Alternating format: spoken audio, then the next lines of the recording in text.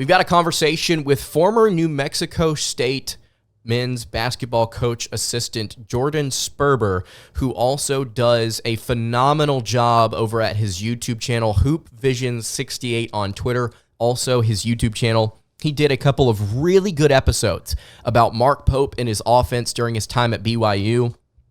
Just does a great job breaking down X's and O's, plays, statistics, anything you could ever want to learn about college basketball. Jordan is your guy. I've loved watching him over the past few years, just kind of him breaking down all kinds of stuff, not just Kentucky stuff, but different aspects of the game, and kind of explaining how basketball has kind of become more and more modernized. He's got some really good content out there. I would highly encourage you guys to go check out his videos about Mark Pope, about this offense, about what Kentucky's going to be looking like this year. But I decided I wanted to bring him in to have a conversation with you guys to explain what he thinks about the offense, what he thinks about Pope, and how he feels he's going to do in the SEC. So, without further ado, here is our conversation with Jordan Sperber.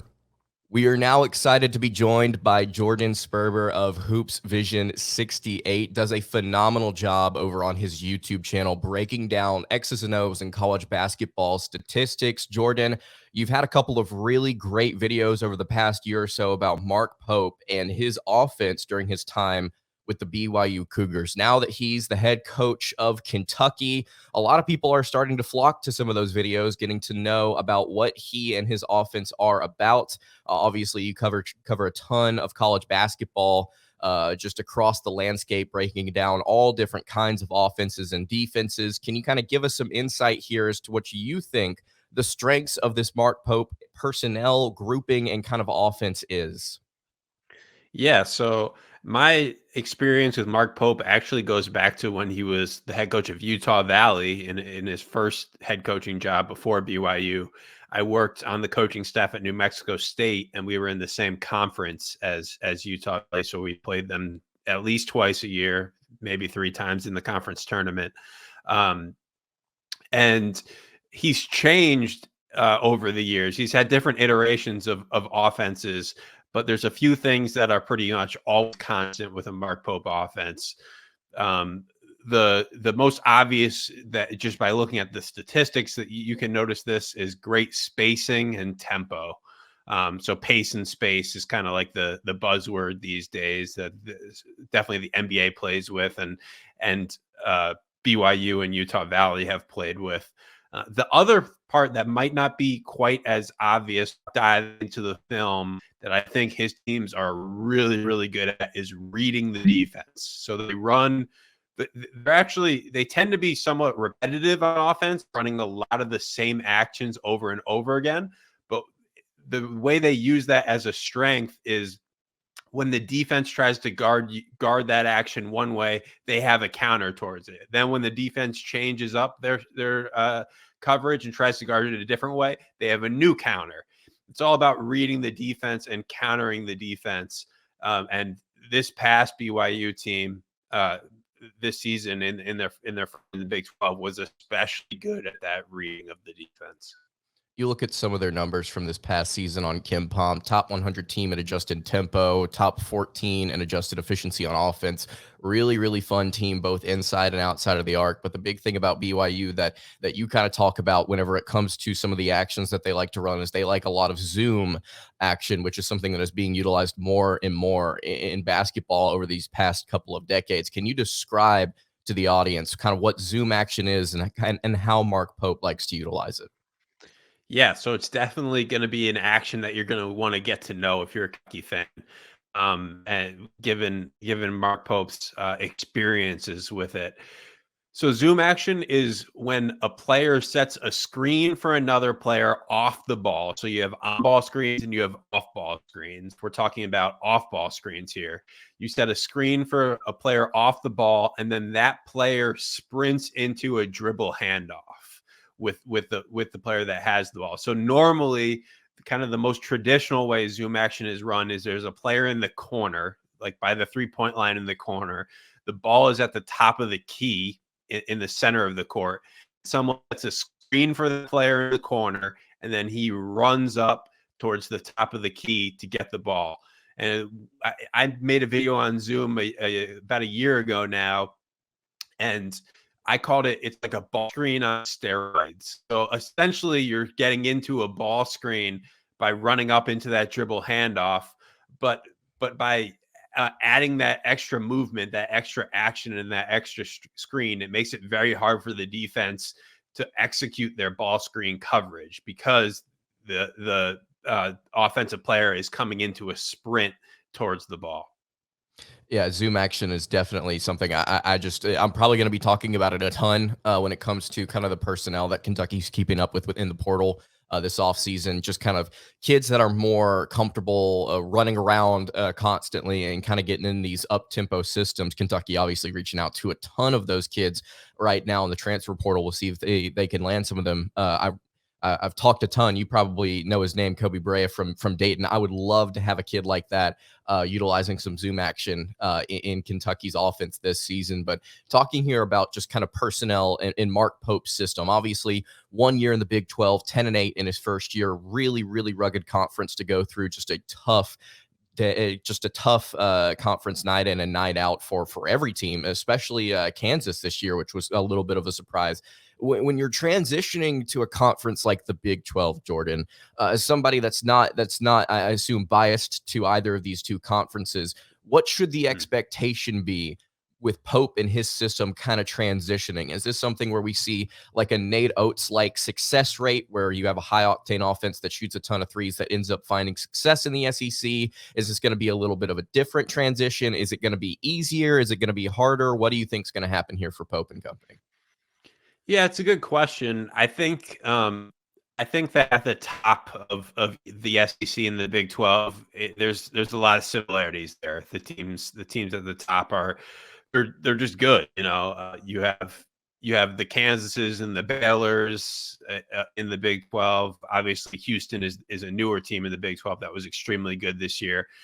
And then you have teams like Alabama and Auburn, and obviously Kentucky is in that mix as well. I think that there's similarities between the two leagues. I'd argue that the Big 12 has been a little bit deeper in recent years, maybe at the bottom, whereas the SEC has kind of bottomed out a little bit, like a team like a Vanderbilt or something like that been weaker, though they do have a new coach now. So I don't think that there's a huge adjustment. Obviously, the bigger adjustment was going from the WCC, which BYU was in, to the Big 12. And Mark Pope and BYU certainly overachieved and exceeded expectations in year one. But I don't see a huge difference in going from the SEC or in going from the Big 12 to the SEC. I think it's, they're two of the best leagues in the country.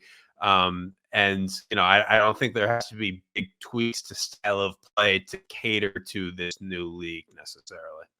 Final question too here, Jordan, before we let you get out of here. There's been a lot of conversation about whether Mark Pope will have success or not in his first job here at Kentucky. A lot of fans in my comment section just really concerned about his lack of quote unquote experience. Obviously, the dude's been a college basketball head coach for 9 to 10 years now. He's been an assistant coach in a variety of places, but apparently that's not good enough for a lot of Kentucky fans. And so the question I want to ask to you, and this is something that I went over at length yesterday, is do you believe that Mark Pope will have success as a relatively inexperienced head coach at Kentucky? Yeah, I mean, I definitely do. About a month ago, when the Michigan and Louisville jobs were open, I actually argued that Pope should have been one of the top candidates for those jobs. And this was, without the Kentucky. Obviously, he played at Kentucky and he has the alumni connection there.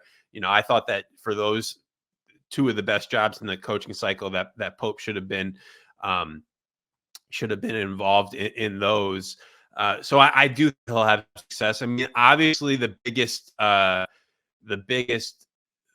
adjustment is he goes from a very specific style of recruiting at BYU, where you're recruiting a lot of Mormons, just to be frank, a lot of players in the LDS church.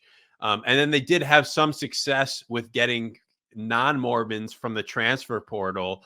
But that's a really tough sell to get a non-Mormon to come to BYU. And now he's at one of the easiest places to recruit at, quote unquote easiest places to recruit at in the country. So it is a big difference. I know that I've listened to he had a radio show the other day, and I've listened to some of his interviews where, he wants to recruit for fit, not just for pure talent, which is a little bit different than I would say what Calipari did, getting the 5 stars and really trying to get the best players possible and then figuring out how to make it work from there. So recruiting will definitely be different. But he's not like he was an NBA player and he came from the NBA, but he's not one of these NBA guys that jumped right into a head coaching job. And he was an assistant coach at BYU under Dave Rose, who's a really good head coach, now retired. And I don't see the experience as a problem. And I do think that he'll be able to make the adjustment towards different recruiting activity. And I just don't see the X's and O's as a problem at all. I think he'll excel there. Awesome stuff, Jordan. Thank you so much for hopping on the show today. I just want to tell you, you do a great job over at Hoop Vision 68, your YouTube channel. Please tell everybody where they can find you on socials, on your YouTube channel, on your website. Plug everything here. Yeah, definitely. Like you said, it's Hoop Vision 68 on both Twitter/X and on YouTube. If you haven't watched my video on BYU's offense from last year, that would be kind of the number one thing that I would promote to Kentucky fans. It's called The Team That Plays Offense Like a Video Game. If you search that, I think you can also just search Mark Pope offense into YouTube and it'll probably pop right up. But that's Hoop Vision 68, the YouTube channel. And I hope that watching that video can get you a little bit more educated on your new coach's offensive style. Going to do everything I can to plug your stuff in the description and the comments section. Thank you so much for hopping on with us, Jordan, today. I really appreciate it. Thanks for having me, Lance.